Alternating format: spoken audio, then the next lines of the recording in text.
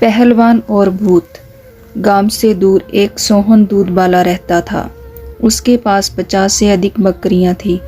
वह पूरे दिन बकरियों की देखरेख करता और उससे प्राप्त दूध को पिया करता और बेचता था। उस दूध वाले की यही दिनचर्या थी। दूध पी पी कर इतना शक्तिशाली हो गया था कि उसका कोई साथी नहीं था। वह अपने साथ लोहे का डंडा रखता था।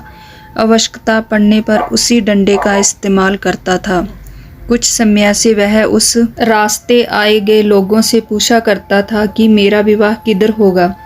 इस पर लोग उसको कोई उत्तर न दे पाते थे। एक दिन की बात है, एक ब्राह्मण दूर देश विवाह की उस रास्ते से जा रहे थे।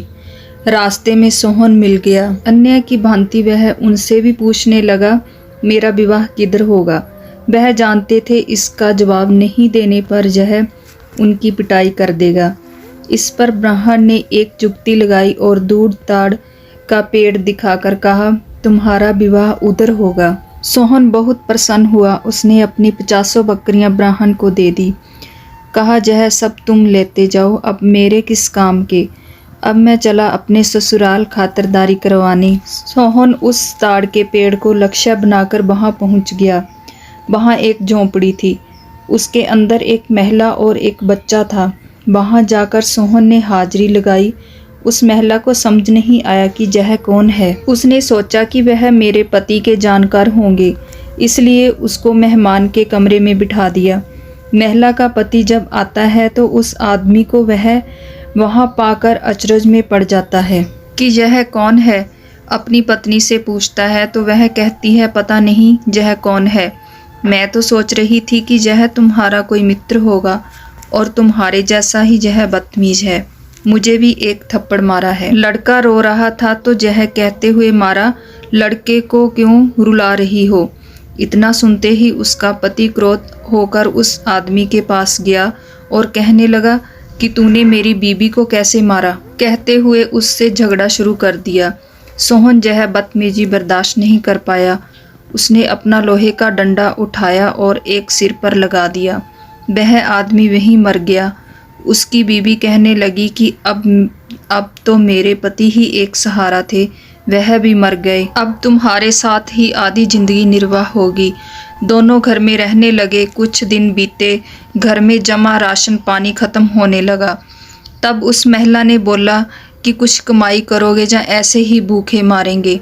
बिना कमाई के जीवन कैसे चलेगा। उसने उस महिला से पूछा, कमाई वह क्या होता है, बताओ। महिला ने उसे बताया कि किसी किसान के पास जाकर कुछ खेती के लिए जमीन मांग लो, जिस पर खेती करके अपना अनाज उपजाया करेंगे। सोहन अपना डंडा हाथ में लेकर किसान के घर की तरफ चल पड़ा। घर से कुछ दूर रहा होगा कि लोगों ने उसे अपनी ओर आते हुए देखा तो वहां सब डर के मारे थर थर कांपने लगे। वह जहां आ रहा है, एक आधे को मार डालेगा। किसान ने अपने आदमी को तुरंत उसके पास जाकर उसके आने का कारण पूछने के लिए भेजा और उसके जहां आने का कारण पूछा। इस पर सोहन ने बताया कि वह खेती के लिए कुछ जमीन जमींदार से मांगने आया हूँ। उस आदमी ने कहा, तुम यहीं ठहरो, मैं जमींदार को बताकर आता हूँ। जमींदार के पास आता है और उसके आने का कारण बताता है। इस पर जमींदार कहते हैं, वह जितनी जमीन और जहां मांग रहा है उसे वहां दे दो। वह आदमी सोहन के पास जाता है और उसे चालाकी से एक जमीन देता है जो शमशान घाट के पास बंजर पड़ी थी। सोहन उस जमीन पर खेती करने से पूर्व सोचता है कि यह खेत में पीपल का पेड़ है, जिसके कारण हमारी फसल कम हो जाएगी। यह सोचकर उसने पीपल के पेड़ पर लोहे का एक डंडा मारा, जिसमें से काफी भूत नीचे उतरे और सोहन से लड़ाई करने लगे। सोहन उन भूतों का सामना डटकर करने लगा। किसी भूत का हाथ टूटा, किसी का सर फूटा, किसी का पैर टूटा। सभी लाइन से खड़े हो गए और माफी मांगने लगे। उन्होंने पीपल के पेड़ को हटाने का कारण पूछा, जिस पर सोहन ने स्पष्ट कहा कि यह मेरे खेत में आ रहा है, इसलिए मैं इसे जहाँ से हटा दूंगा।